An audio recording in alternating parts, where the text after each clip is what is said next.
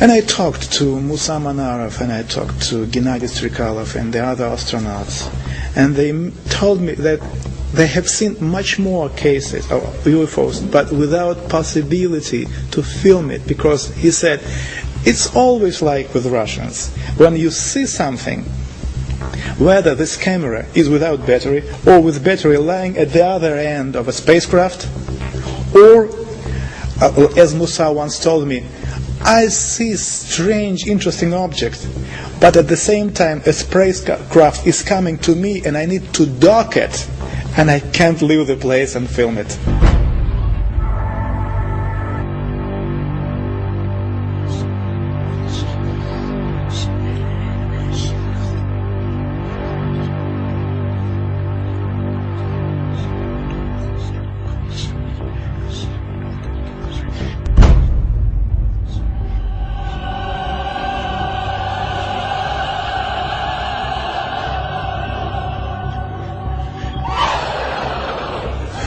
We have been investigating this particular question, and we came to very interesting conclusions.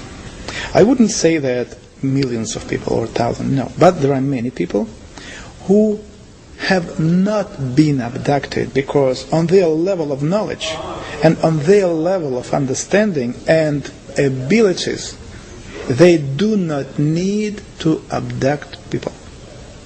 No. I will try to explain what's going on. When you say they, you're talking about the... It is, yes, it is. It is. When it is are flying here, there are some kind of scientific expeditions which are visiting the planet.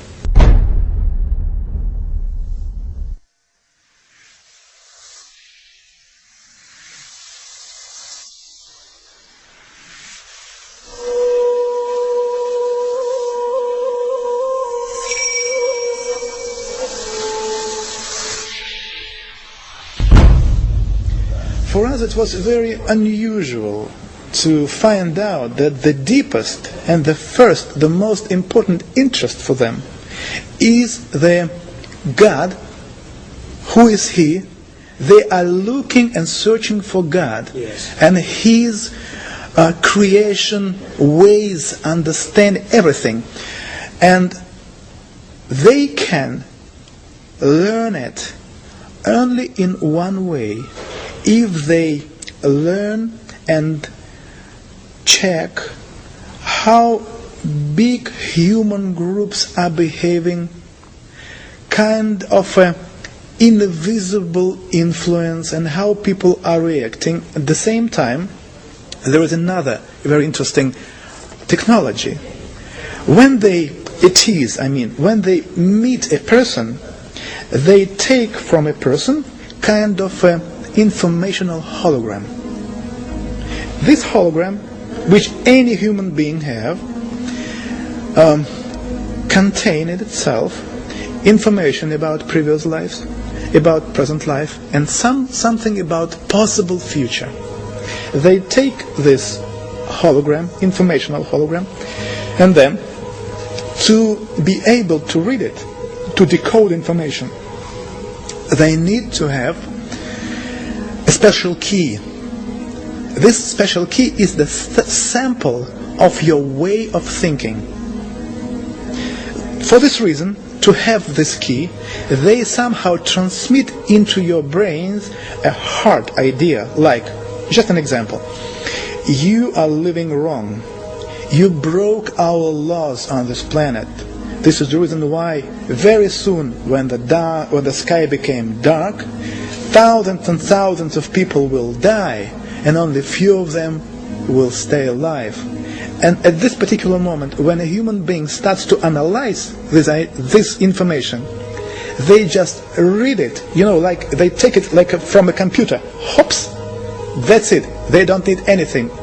They take this hologram, they take this key, and then, keeping this hologram anywhere there, they can have any information about human being and what's going on with him and his surroundings.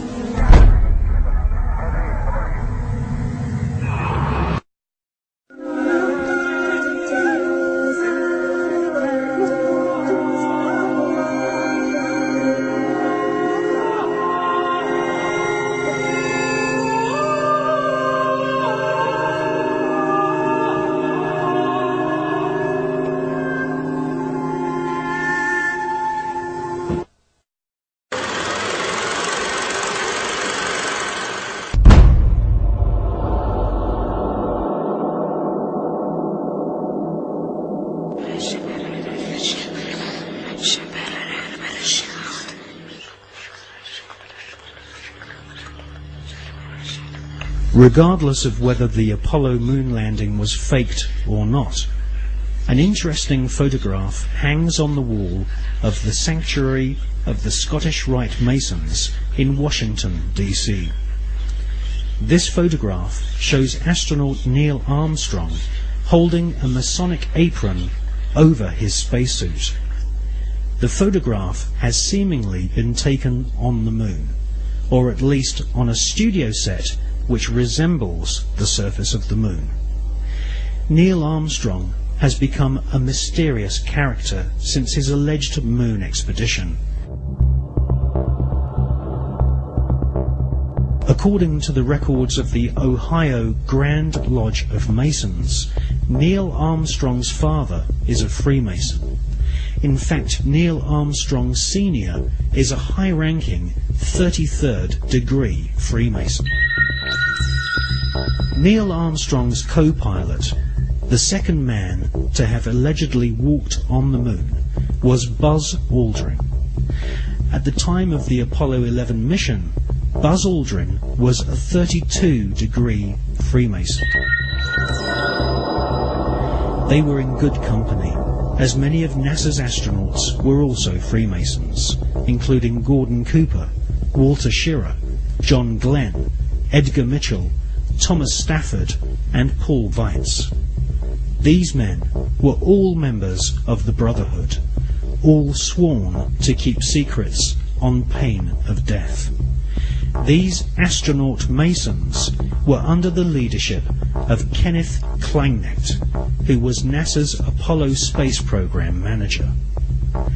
According to an article and photograph published in the Masonic magazine Scottish Rite Journal, upon his return from the moon, Brother Buzz Aldrin presented a flag to Sovereign Grand Commander Smith, who was the Supreme Commander of the Supreme Council of 33rd degree Masons of the world. The flag Buzz Aldrin presented had been taken to the moon on Apollo 11.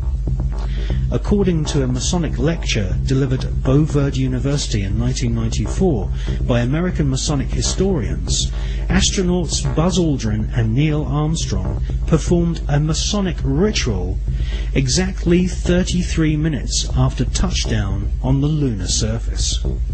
They temporarily planted the international flag of Scottish Rite Freemasonry, which features a large double-headed eagle. Therefore, the eagle has landed. Override off. Engine arm off. 13 is in. We copy you down, Eagle. Listen, Tranquility Base here. The Eagle has landed. Roger, Tranquility. We copy you on the ground. You got a bunch of guys about to turn blue. We're breathing again. Thanks a lot. And we're getting a picture on the TV.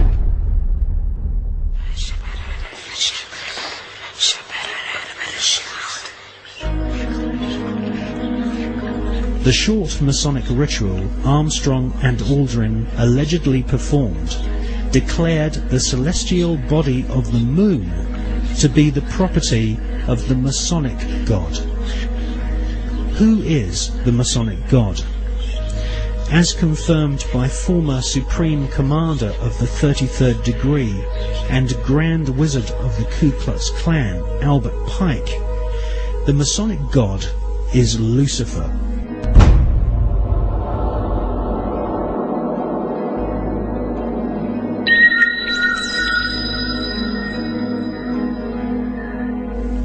The name of NASA's space program